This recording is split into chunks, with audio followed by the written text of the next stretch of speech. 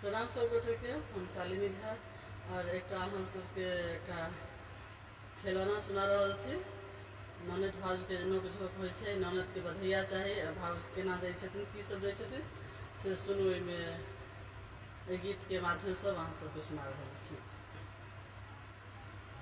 हाथक कंगन ननद के देलन, हाथक कंगन ननद के देलन, से नहीं मान भावै हो लाल।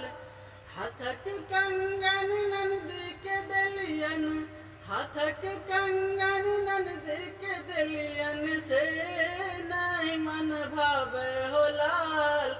फूल के घड़ी ननदिया मांगत, फूल के घड़ी ननदिया मांगत, से हो कहाँ पायब हो लाल। फूल के घड़ी ननदिया मांग, से हो कहाँ पायब हो लाल।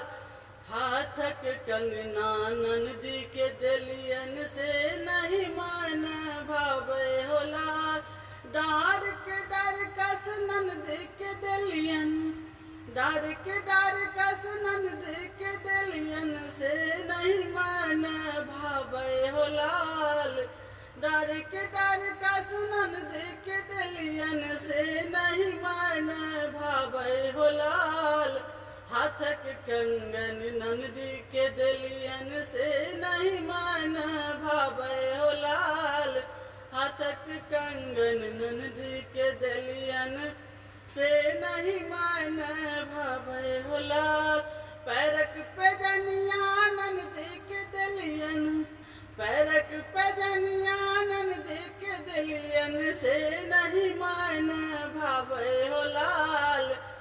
अंगुली अंगूठी से हो देलियन, से हो मन भावै हो लाल। उंगली अंगूठी से हो देलियन, से नहीं मन भावै हो लाल। पियबा देलियन नंदसिया देलियन, पियबा देलियन नंदसिया देलियन, से नहीं मन भावै हो लाल।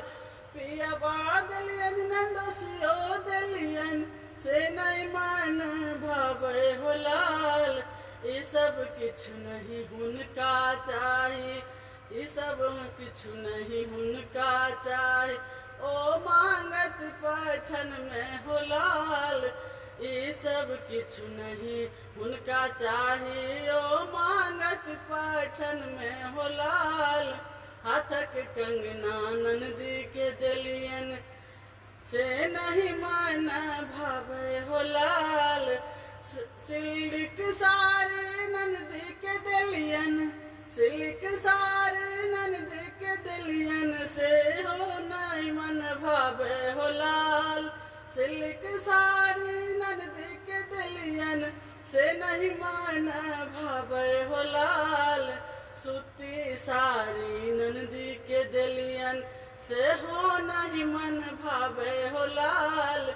सूती साड़ी ननदी के देलियन, से हो नहीं मन